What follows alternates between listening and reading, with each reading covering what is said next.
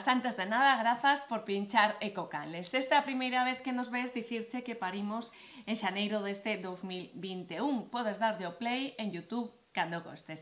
Se xa nos coñeces, graciñas por voltar a nos. Achegamos vos de novo esas noticias molestas, estas protestas veciñais que pouca xente coñece, aquelas reivindicacións ecoloxistas que as diferentes administracións non lles interesa que se publiquen nin que se emitan. En definitiva, accións silenciadas tan importantes para tentar salvar o noso territorio e para defender o benestar de todas as especies que o habitamos. Fálavos Alba Pazos, pero as maranzas de todo isto é Cristóbal López e traballamos xuntas, xunto con Monse Valencia, Alberto Rivera e Xaquín Pastoriza. A protagonista sempre, a cidadanía, comprometida co medio, a que esta canle lle dá voz. No Día Mundial dos Humidais recibimos unha moi boa nova. A lagoa de Antela será recuperada parcialmente. Así, alo menos, anunciouno a ministra para a Transición Ecolóxica.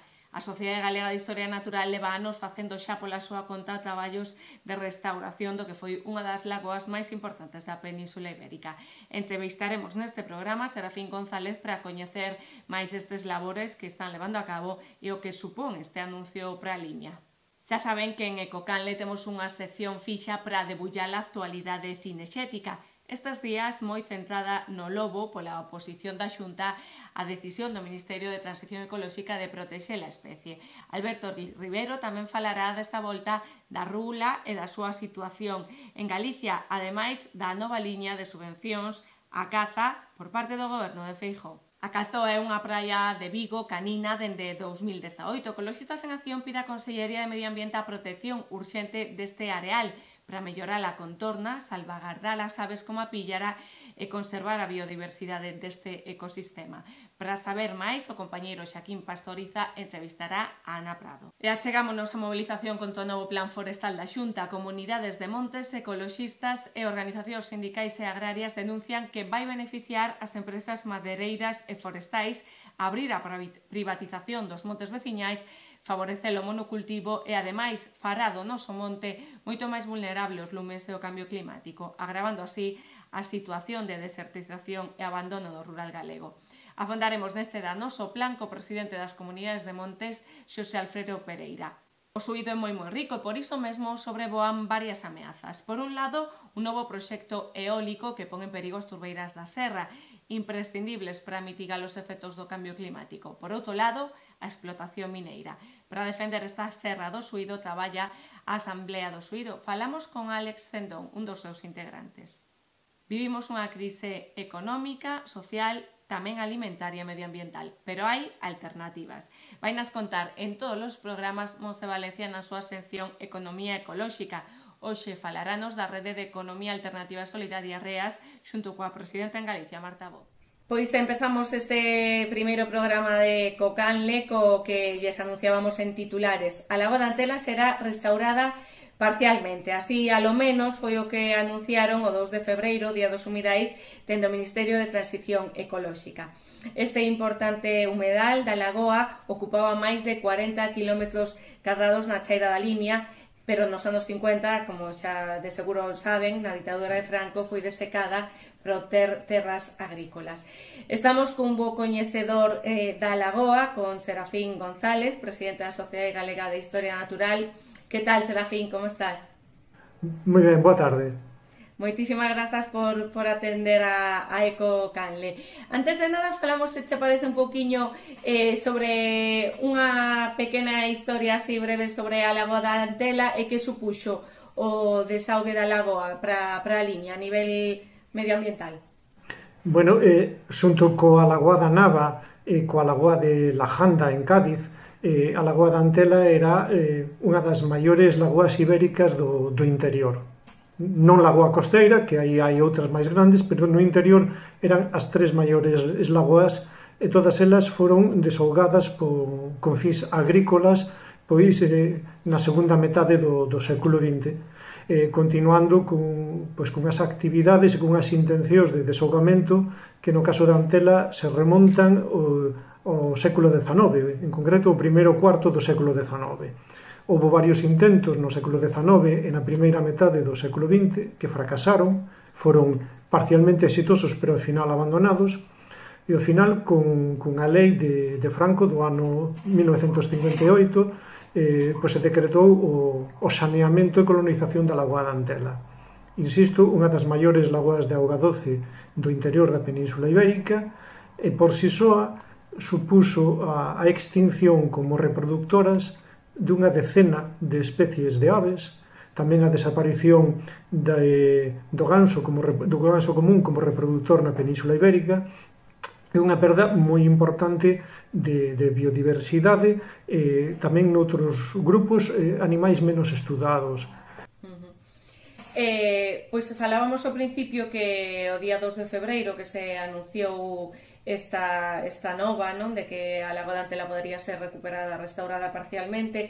Non sei vos, dende a Sociedade Galega de Historia Natural, como recibistes esta noticia, bueno, se vos sorprendeu ou pola conta estades así un pouco escépticos?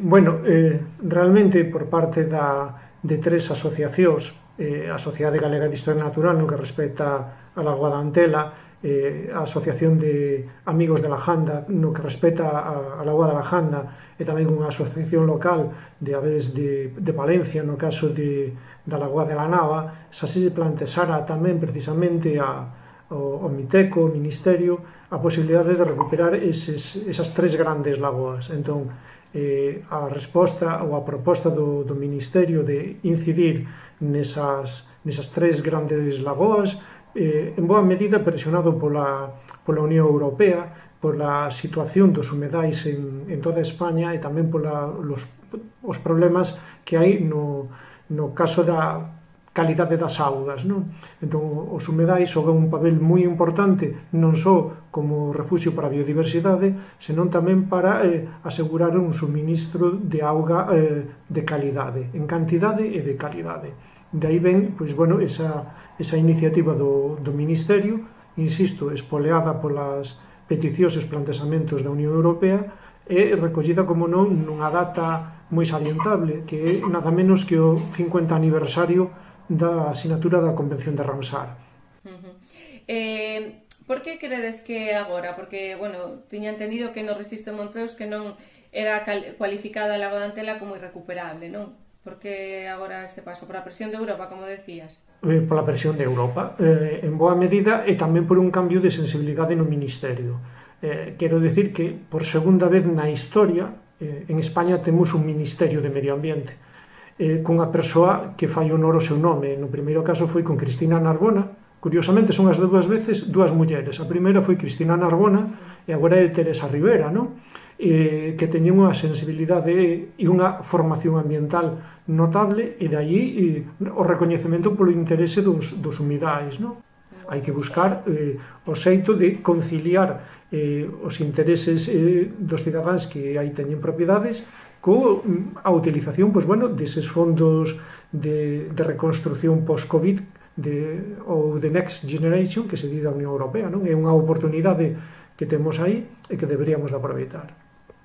De feito, bueno, vos de restaurar a lagoa sabedes, non? Contanos un poquinho que traballos leva feito a sección Antela da Sociedade Galega de Historia Natural neses espazos nos que foron antigas areiras.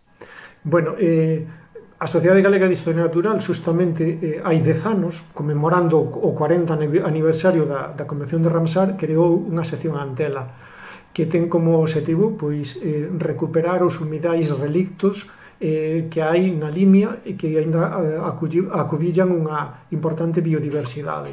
Entón, ten intervido en diversos tipos de humidais, tanto naturais como artificiais.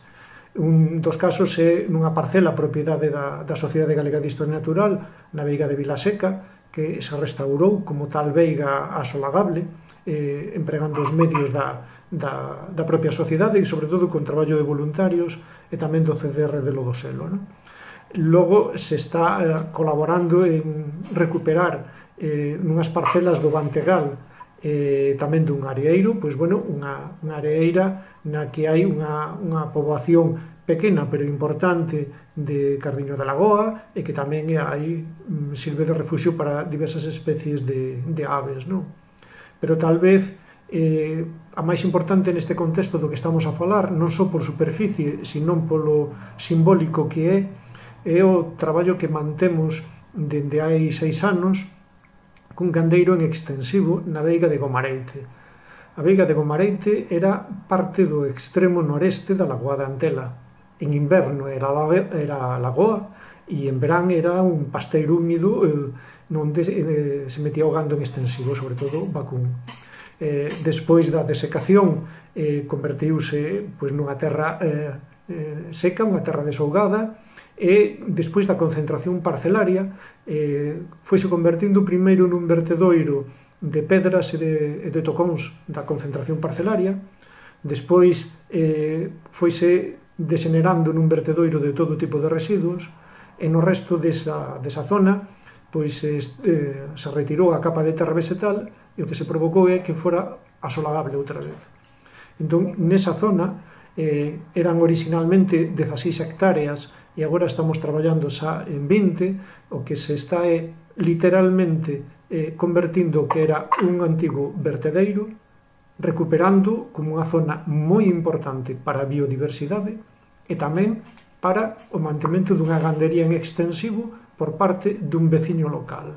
É dicir, está contribuindo a manter a poboación no rural, está contribuindo a eses incrementos de ingresos nesta poboación, pero ademais está axudando a manter a humidade e depurando as augas na cabeceira do río Limia, e ademais está axudando a conservar nada menos que a cuarta parte da poboación mundial de Eryngium viviparum está nesa parcela, nesas 20 hectáreas, e ademais nesas 20 hectáreas e tamén na contorna de cultivos e pasteiros que hai ao redor, actualmente está tamén criando a cuarta parte da poboación galega da conícora. Crees que, estamos ante unha boa nova e hai esperanza de que se leve a cabo, porque moitas veces, hai moitas promesas que despois quedan no papel, simplemente. Están aí, hai un compromiso público por parte do Ministerio, como sempre, coas palabras dos políticos, moitas veces hai moitas promesas, pero despois non se concretan en feitos. Agardemos que neste caso sexa diferente e que efectivamente sexa un primeiro paso para esa recuperación parcial que podería ser moi beneficiosa para toda a comarca, dende un punto de vista económico, socioeconómico, dende un punto de vista da calidade das augas e tamén desde un punto de vista da conservación da biodiversidade e da recuperación dun paisaxe agora mesmo desaparecido. Para nós é un placer empezar este programa con esta boa noticia, que non todos son queixas, protestas e desfeitas. Moitísimas gracias, Serafín, por atendernos. Gracias a vos. Gracias. Seguimos, como vos contábamos no primeiro programa de Cocanle, o número 0, imos ter unha sección fixa que se chama Informe Cinexético, que está conducida por noso compañeiro Alberto Rivero. Hoxe vainos falar sobre todo de lobos, que moito teñen centrado o debate estes días, non? Si, compañeiro? Sí, efectivamente. Vamos a falar un pouco de toda a controversia que hai entre o poder político e a ciencia. Non esquezamos que este é un discurso científico. Pero ademais tras máis temas, non só vas falar do lobo, non? Sí, efectivamente, porque toda a polémica do lobo está a eclipsar a desprotección da rula, que tamén se estuvo a discutir nesa mesma mesa das comunidades autónomas, non? Na mesa da biodiversidade. E, efectivamente, os gobernos autonómicos apoiaron a protección do lobo, pero non apoiaron a protección da rula, e en Galicia temos unha situación moi concreta ca rula na comarca da Limia. Genial, pois nada, deixámosche para que nos ilustres ca túa sapiencia. Moitas grazas, Alba. Pois damos comezo ao informe cinexético desta nova entrega da Ecocanle. Imos comenzar por, como sabedes, o lobo ibérico está en proceso de ser protegido, agora mesmo estamos en exposición pública para presentar alegacións a proposta do Miteco, e, hai varias frontes abertas entre aqueles que defenden a súa caza e aqueles que son contrarios á caza do lobo, non? Neste contexto, sabemos que o mes pasado xa vos contei que apareceran varios exemplares de lobo, un en Cualedro e outro na Estrada, E desta volta temos que lamentar a aparición do outro exemplar tamén cazado ilegalmente no concello de Ourensán de Agudiña. Foi denunciado polas axentes medioambientais en redes sociais, non? Hai quen está a apuntar a que isto é unha forma de presión por parte de certos grupos para que non se faga efectiva a protección do lobo. En Bargantes temos que dicir que, bueno, que estes lobos están aparecendo en zonas nas que clásicamente aparecen lobos mortos, non? Xa no ano 2006 a FEGA denunciaba precisamente no concello de Agudiña a unha sociedade de cazadores que estaba a comercializar a caza do lobo, dun lobo por 3.000 euros, non? Tempo despois, xa no ano 2015, tamén a DEGA denunciaba algo similar, pero desta volta nos Ancares. No ano 2017 prodúcese un feito bastante curioso, a ver se son quen de contándolo rápido, que, bueno, pues un señor que vivía en Cáceres quixo homologar un trofeo como o lobo máis grande cazado en Galicia, o levou a onde se homologan este tipo de cousas, cando estaban a piques de darlle o diploma como o lobo máis grande cazado en España nese ano, algo levantou sospeitas e que el dicía que se cazaba na Agudiña. Non foi así, finalmente se descubriu que había unha falsedade documental e que o precinto proviña de Castrelo do Val, concretamente do coto de caza de Campo de Cerros, xa que o coto da Agudiña non tiña autorización para matar lobos. Finalmente, a investigación da Garda Civil, en colaboración co xulgado de Verín, deu como resultado no ano 2020 que se descubrira que se lo fora cazado ao parecer en Xinzo. Por que vos conto todo isto? Pois que precisamente a Xunta de Galicia está facendo oposición á protección do lobo. Para eso sacou un informe no que di que dende 2013 non se cazou legalmente ningún lobo en Galicia, o cal contrasta poderosamente co agradecimento do Seprona nesta noticia que vos conto, na que agradece especificamente a colaboración da Consellería de Medio Ambiente, que é a que emite o precinto do lobo de Castrelo do Val. Por lo tanto, cremos que ese lobo, si había un permiso, o sea, que se usou para blanquear a caza do lobo do outro punto da xeografía, non? Con todo isto do lobo non queremos perder o norte, queremos seguir reivindicando que a rula deixe de ser especie cinexética. Na mesma mesa na que as comunidades autónomas se reúnen co Ministerio para a Transición Ecolóxica, se decidía se a rula iba a ser ou non unha especie protegida para incluíla no catálogo de especies ameazadas en España coa categoría de vulnerable. Lamentablemente, esa votación quedou empate, por lo tanto, agora mesmo a pelota está no tellado do Ministerio. Galicia tamén se manifestou abertamente en contra da protección da rula, a pesar de que a rula en Galicia somente se caza en 8 tecores da Limia, que é onde se permite a media veda. A media veda é un tipo de caza que xa vos contei noutra ocasión, que se produce entre os meses de agosto e setembro, non? É moi perjudicial para a especie, por qué? Porque na Limia se producen as concentracións de alimentación, as concentracións de alimentación previas á migración cara a África, non? A rula non lle afecta a caza menor en inverno porque non é unha especie que pase o inverno en Galicia. Por lo tanto, cando se produce a media veda nos tecores da Limia, producese despois da seitura. Entón, bandos mixtos de pombos, pombas zuras, pombas bravías, rulas, se xuntan para aproveitar o grao que queda no chan despois de facer a seitura. Ese momento no que se aproveita para cazar, se dispara a bulto os bandos e se dispersan. Por lo tanto, non teñen, o sea, se incide negativamente na condición que os exemplares teñen para asumir esa migración. Se nos deixas alimentarse con tranquilidade e non nos deixas formar eses bandos, finalmente parten en desigualdade de condicións, non? Por iso, dende aí que reivindicamos o fin da media veda na bisbarra ourensá da Limia. E por último, que vos vou a contar, pois que a Xunta acaba de sacar unha nova liña de financiación de forma de subvención para o mundo da caza. En que consiste? Pois son 200.000 euros, ata un máximo de 10.000 euros por coto, para desbrozar. Isto quere dicir, según di a propia liña de subvencións, que hai que primar o coello e a perdiz por riba do resto de especies, e para ello van a desbrozar o monte baixo. En principio, o monte baixo tamén é un hábitat deste tipo de especies.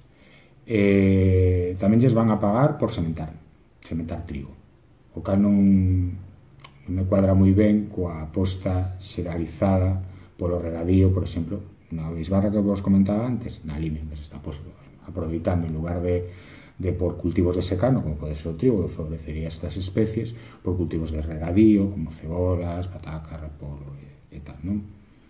E diredes, bueno, a pataca da limia é tradicional de ali, eu sí, pero a pataca da limia era de secano, non era de regadío. Bueno, como vos iba dicindo, esta nova liña de subvencións nos parece unha nova peaxe, vale? Por parte da Xunta, polo apoio incondicional que as federacións de caza lle fan, e entra en clara contradición coa conservación dunha especie que está desaparecendo dos nosos montes, como son as rapinas cincenta e a gata fornela. Son dúas especies de aves rapaces que teñen no monte baixo das montañas o seu principal hábitat natural. Ambos están dentro do catálogo galego de especies ameazadas e tamén no catálogo español de especies ameazadas, con sendas categorías de vulnerable e en perigo de extinción. Que significa isto?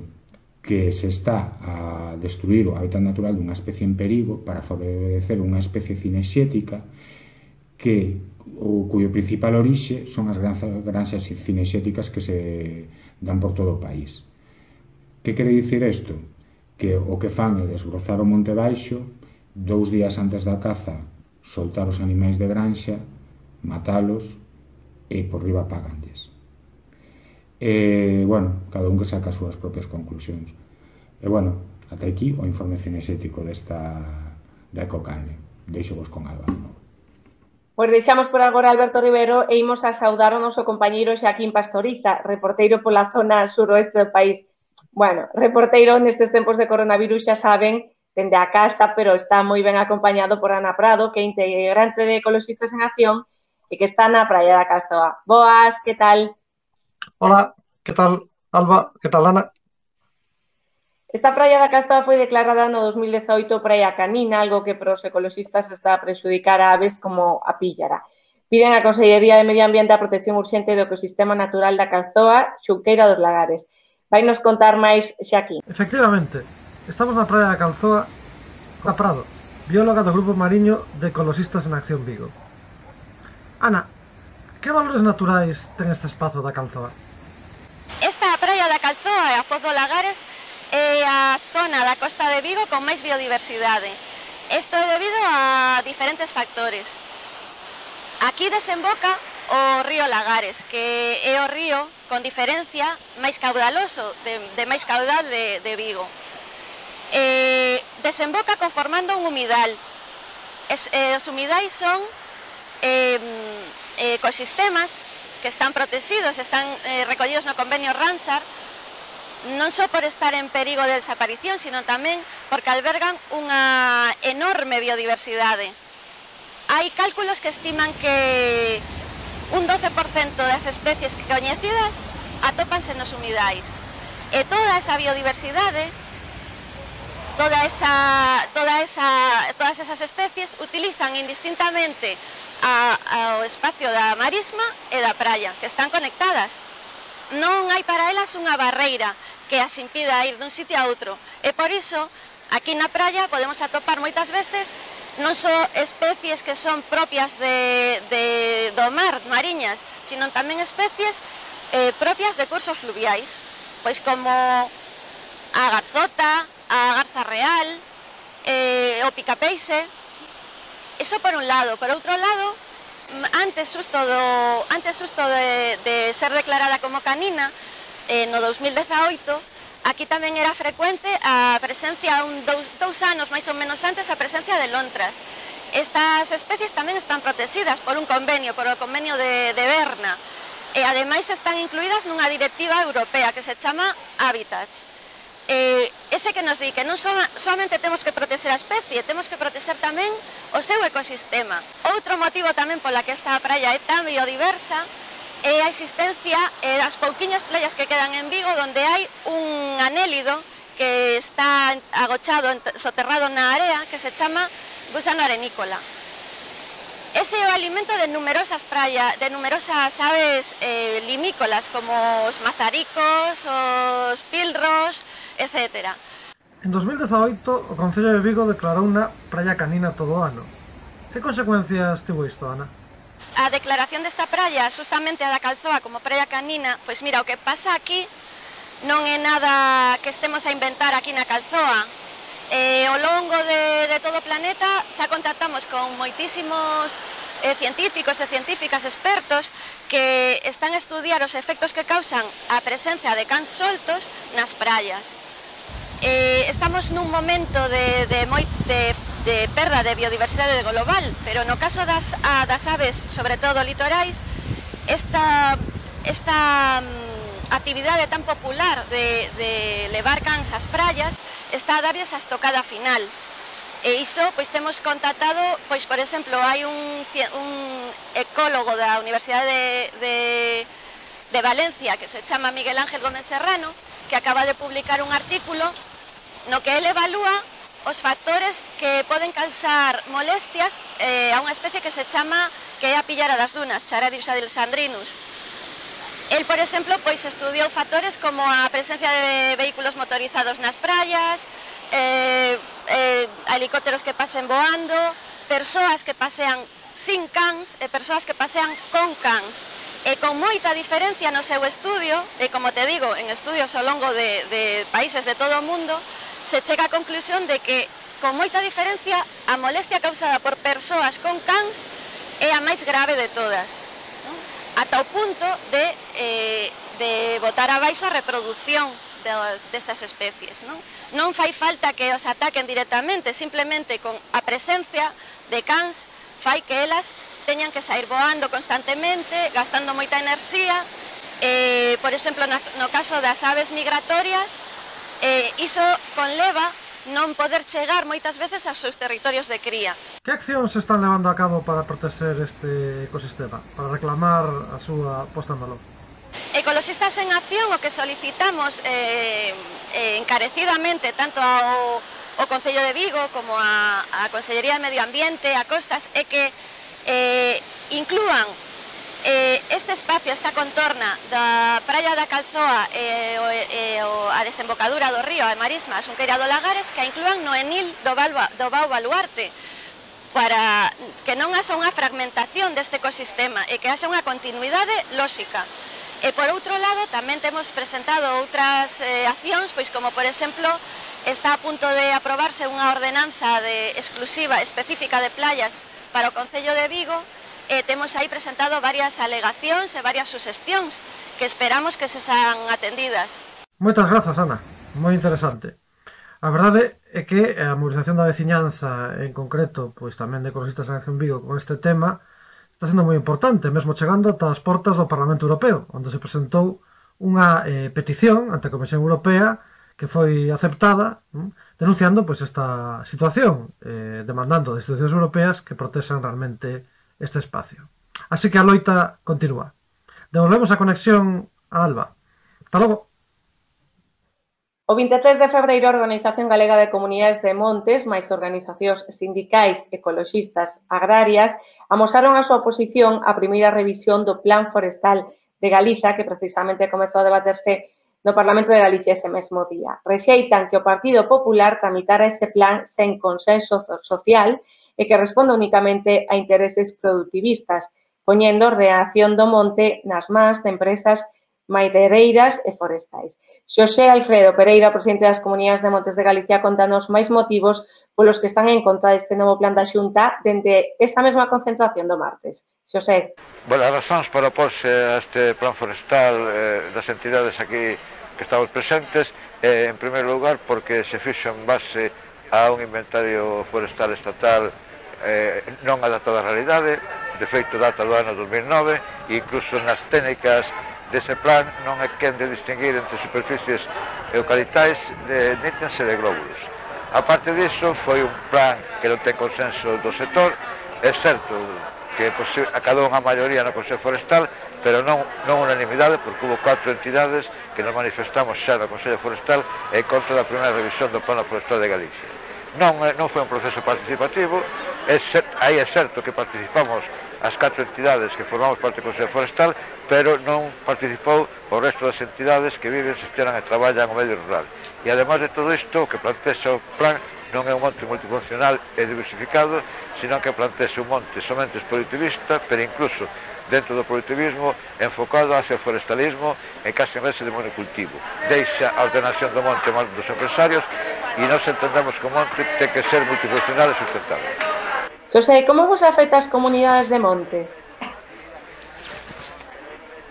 Ben, esta primeira revisión do plano forestal ao respecto dos montes vecinales é totalmente lesivo en varios aspectos. No primeiro aspecto é que plantexa para o futuro unha revisión, unha modificación da lei de montes vecinales en dous aspectos que son moi peligrosos. Un aspecto é volver a definir o concepto de veciñanza comuneira. Eles entenden que non ten por que ser somente os homes e mulleres que viven nun lugar, na aldea ou na parroquia, senón que tamén deben estar incluídos nese concepto aqueles que teñan alguna relación co monte, é dicir, accionistas de Fenosa, accionistas de parques eólicos, cazadores, accionistas de ENCE, etc.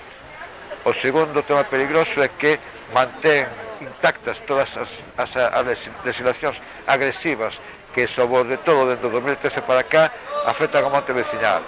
Declaración en estado de grave abandono, e unha vez declarado por cuestións tan burocráticas como non enviar o listado de comuneiros e comuneiras, entregarlle unha empresa forestal madeireira por un período de 50 anos. 50 anos é un período suficiente para que se perda a memoria de que aquel lugar, naquela aldea ou naquela parroquia algún día existía un monte veciñal. E despois, outra cuestión é plantear xa descaradamente o dotar as comunidades de montes de persoa xurídica. Isto significa lisa llanamente que vai desaparecer o concepto xermánico da titularidade veciñal e co cal os montes pasarán a poder ser vendidos, embargados, divididos, é dicir, van a proceder a privatización. É curioso porque a veces parece que avanzamos e retrocedemos. Curiosamente, o que plantexa este plano forestal son unhas conclusións sacadas nun congreso de montes vecinales do ano 1995 que foi organizado pola propia Consellería e pola Asociación Forestal de Galicia. 22 anos despois que as comunidades montes organizadas paramos este intento de privatización, volven á carga. Estamos retrocedendo. Pola contra, como entendedes que debería ser entón o plan forestal novo de Galicia? Bueno, en liñas sintéticas nos entendemos que ten que procederse a elaboración de unha política de montes donde estén participados todos os sectores, non só os titulares dos montes, sino tamén movimento ecologistas, centrais sindicales, usuarios, que teña un marco concreto. E un marco concreto é ir acadando hacia un monte multifuncional sustentable e que a principal decisión deste marco seña o que decidan as comunidades de montes, porque os que deciden as comunidades de montes son decisións asamblearias e democráticas. Entonces, isto sería clave. Por outra parte, respecto aos montes particulares, non cabe duda de que a solución para eles sería a unidade de xestión. E, bueno, eu creo que Galicia houve unha experiencia interesante que foi no goberno do Bipartito ca as unidades de xestión forestal que eran, creo que son a peza clave para esta xestión en común. Isto o Partido Popular eliminou nada máis que chegou a poder e inventou o rollo que se chama software e a práctica 12 anos despois é que non hai 4 ou 5 softwares feitas.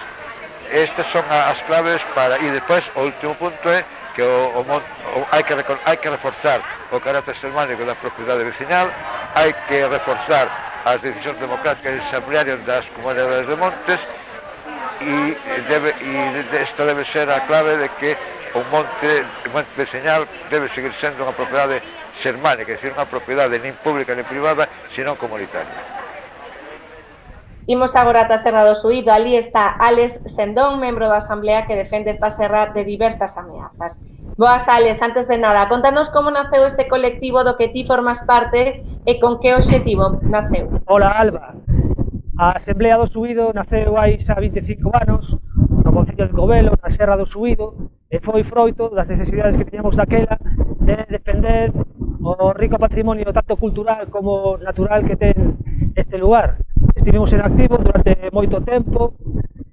Grazas a esa actividade paralizamos 3 parques eólicos aquí na Serra do Subido, porque este lugar está proposto para formar parte da Rede Natura 2000, e tamén paralizamos moitas canteiras e outros proxectos lesivos para os valores ecolóxicos que garda este contorno.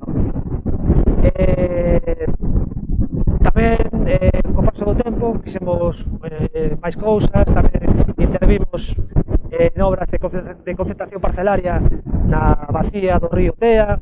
Conseguimos tamén, grazas ao noso esforzo de traballo, pois paralizar pistas, representar pistas que se fixeran neses labores de concentración parcelaria. E, sobre todo, hai 25 anos, logramos poñer no mapa de Galicia a Serra do Subido, que era un contorno pouco coñecido. Desculpa o ruido, fai tanto vento ali no alto que mesmo era bastante complicado gravar a Alex. Despois dun cuarto de século, por que retomades entón a actividade? Por algo vos seguro que non.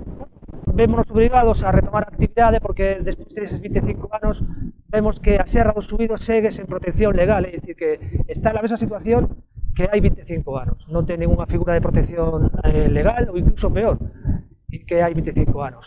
A Xunta de Galicia está a adiar ao infinito a declaración da Serra do Subido para formar parte da Rede Natura 2000 para facilitar que unha serie de proxectos se fagan nela e que non teñan ningún tipo de pexa. Estou a falar de parques eólicos e minas de metais raros. Isto levounos entón a reactivarnos e volver a loitar para que polo menos se saiba a injustiza que supón isto tanto para a veciñanza da Serra do Subido como tamén o grande impacto ambiental que vai conlevar a instalación de grandes parques eólicos, de liñas de evacuación de electricidade, subestacións eléctricas, kilómetros e kilómetros de pistas para dar acceso a estas novas instalacións, as minas, canteiras, que cando a Xunta de Galicia, por requerimento da Comisión Europea, declare o Subido dentro da Rede Natura 2000, xa vai ser tarde, xa vai estar un dano irreparable. Unha das ameazas pro Subido, e en concreto para as turbeiras, é precisamente un novo proxecto eólico. Alex, contanos. No ano 2007 nos conseguimos paralizar ese proxecto eólico. A Acciona, aínda así, fixo unha pista polo medio da turbeira, danando de xeito severo a turbeira da Chan do Libro. Hoxe, outra vez, debido ao desleixo da Xunta de Galicia e a súa cooperación, xa que traballa no servizo das grandes corporacións e multinacionais, pois o mesmo proxecto eólico volve a carga, queren volver a facelo, así que para iso nos estamos intentando facer forza para volverlo a paralizar e conseguir que este lugar forme canto antes parte da Rede Natura 2000. E por que é preciso conservar e defender a esas turbeiras? A turbeira da Chan do Libro, na Serra do Subido, na parroquia covelense de Campo, é un bon exemplo de turbeira da Serra do Subido. Hai moitas hectáreas de turbeiras neste lugar. As turbeiras son un hábitat ecolóxico moi importante, como dixen, porque funcionan basicamente como reservorios de auga. Van retendo a auga da chuvia e logo pouco a pouco esa auga van soltando para nutrir os diferentes ríos que nacen neste lugar. Na Serra do Subido nace o río Avia, nace o río Itabén, nace o río Tea e tamén incluso podemos considerar que hai nacentes do río Verdugo. Ademais de funcionar como reservorios de auga, tamén debido á súa morfoloxía, pois hai unhas determinadas plantas, especies vegetais, que solamente nacen e se desenvolven nestes lugares húmidos. Gigantes de vento, pero tamén proxectos mineiros fan perigar este maravilloso lugar no que se atopa Alex, non? Continuamos na Serra do Subido, as miñas costas, vemos a zona central da serra que se corresponde coa Chan do Val do Home. O propio topónimo fai referencia á súa humidade. De feito, na Chan do Val do Home hai varias turbeiras que nutren de auga o río Oitabén. E o río Oitabén é que nutre de auga o encoro de Eiras. O encoro de Eiras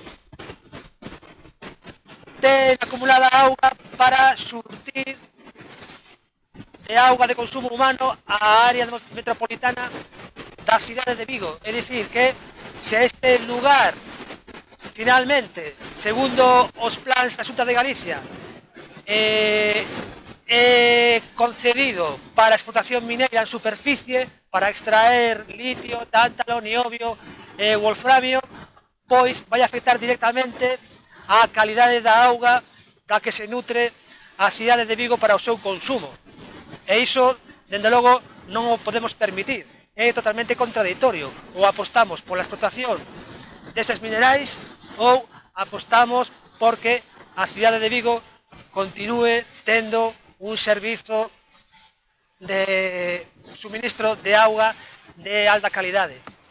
Pois imos rematando este segundo programa con outra sección que lle chamamos Economía Ecolóxica, que contamos ter todas as entregas, todos os programas. Unha visión en positivo para rematar con bo sabor de boca. Monse Valencia, nosa compañeira que nos vai presentar alternativas a tanta desfeita, para ver luz, para saber que hai outros xeitos de ser e de estar no mundo. Boas, Monse, que tal? Xa andas por aí, non é? Sí, aquí estamos, Alba, boa tarde. Iso é, Alba, como acabas de dicir, outros xeitos de ser, de estar e de facer. Unha economía alternativa que loita contra as desigualdades e a pobreza, que fai fronte ao capitalismo e á crise climática. Marta Bo vai nos contar que é REAS e cales son os seus principios e medidas, e como xorde a idea de Benmercado como iniciativa comunitaria. Marta, boa tarde. Boa tarde, Monse. Bueno, pois contovos así un pouquiño por riba o que é REAS e o que é REAS Galicia, non? Que REAS é unha rede a nivel estatal na que están unha serie de entidades que forman parte da economía social e solidaria. Ao ser unha rede estatal, bueno, pois ten delegacións ou sedes territoriais en diferentes lugares do Estado e entre eles está REAS Galicia. Que, bueno, somos unha rede de entidades, agora mesmo contamos con 18 entidades socias e 11 persoas colaboradoras que tamén poden ser socias a nivel individual. E, bueno, o que nos caracteriza un pouco é que todas esas cousas que dixeches é unha serie de principios que nos fan traballar conxuntamente para visibilizalos e para conseguir que a sociedade forme parte deles, non? E esa serie de principios, bueno, temos unha carta solidaria no que se enumeran e se describen, podes ver a nosa web onde se ve todo isto. Pero, bueno, así resumindo, son unha serie de principios que nos conectan con o noso entorno, que son a equidade, o traballo, entendendo o traballo como ese non só un emprego, unha labor que nos dá cartos, senón todo o que engloba, non? E tamén visibilizando todos eses traballos de tarefas reproductivas que ata agora pois quedaban un poquinho atrás. Equidade, traballo, cooperación, compromiso co entorno, sen fins lucrativos, que non quere dicir que sexamos ONGs, senón quere dicir que o salario non entendemos que sexa un lucro e a partir de aí os beneficios van revertir sobre a propia entidade ou sobre o entorno no que están, non? Bueno, sostenibilidade ambiental, que se me estaba quedando atrás, que é fundamental. Vale, seguindo todos esos principios, bueno, levamos a cabo diferentes tarefas e diferentes proxectos, e un deles, ou un dos que está ocupando bastante tempo neste momento, é o Benmercado que falaches, non? Que é unha ferramenta, é unha plataforma web onde o que se pretende é que todas as entidades ou todos os proxectos, todas as grandes persoas que están facendo pequenas cousas no seu territorio, que queiran ofrecer os seus servicios, os seus produtos nesta plataforma, non? Que sigan estes principios, que teñamos este nexo en común. Entón, simplemente é unha web, pero non só unha web, sino que ten todo iso detrás dunha filosofía común que pretendemos dar cabida, non? Que moitas veces hai pequenos proxectiños que non teñen as vías, que non están nos circuitos convencionais, saíndonos un pouco desto e intentando loitar contra o capitalismo, que sempre vai estar aí, promovendo o consumo responsable, pois creamos esta plataforma e, bueno, está aí, benmercado.gal, que tamén podes visitar. Moi ben, Marta. En canto ás institucións, cal é a postura dos gobernos fronte á economía social e solidaria? Hai apoios, hai desconfianza? Como vedes dende Reas? Pois, a ver, así no global e no xeral non é algo que interese, non é algo que se promova dende as institucións políticas, porque, bueno, tal como está conformado o mundo agora mesmo, sen os mercados capitalistas, pois é moi difícil entender os poderes políticos, non? Eses poderes políticos institucionais, non a política de base. Entón, no xeral, podemos dicir que é algo que non interesa e no xeral podemos dicir que é algo que non se apoia e que non aparece en ningún lugar legislativo nin político institucional. O que sí que é certo é que a pequenos niveles, porque, bueno, unha das nosas bases é ese compromiso co entorno, entón moitas das cousas, dos lugares nos que se traballa, as cousas que se consiguen son a nivel local, non? Como máis comarcal. Entón, a eses niveles sí que ás veces podemos atopar algúns apoios ou sí que se poden preocupar por temas como a compra pública responsable, que é unha das vías de Reas que está aí incidindo bastante. Pero sí que ao final quedan como cousas anecdóticas, o sistema non varía, non? Simplemente que por iniciativa de algunhas persoas que teñen certa sensibilidade e que promoven e que loitan para que eso aconteza, pois finalmente acontece, pero depende moitísimo, bueno, pois os ciclos políticos son dos anos que duran, hai moitísimos factores que influen, as legislacións que se heredan anteriormente. E como hai moitísimas trabas que fan que o sistema está moi ben conformado para que, aínda que poda haber un apoio, moitas veces queda como un apoio de falado e de palmadita na espalda, pero non dun apoio real que podamos ver tangible, non? Que podamos tocar e ver efectivo. Entendo. Aínda entón queda un pequeno percorrido, un pequeno empuxón. E, finalmente, Marta, cando falamos de crise, entendo que non só entendemos esta crise como unha crise económica e financeira, sobre todo, senón tamén como unha crise alimentaria e medioambiental. Que elementos caracterizan a economía social e solidaria para atallar estas últimas crises, esta crise alimentaria e medioambiental? Que opinas? Está máis que demostrado que as entidades, os proxectos, as empresas que teñen a filosofía da economía social e solidaria detrás son máis resilientes, non?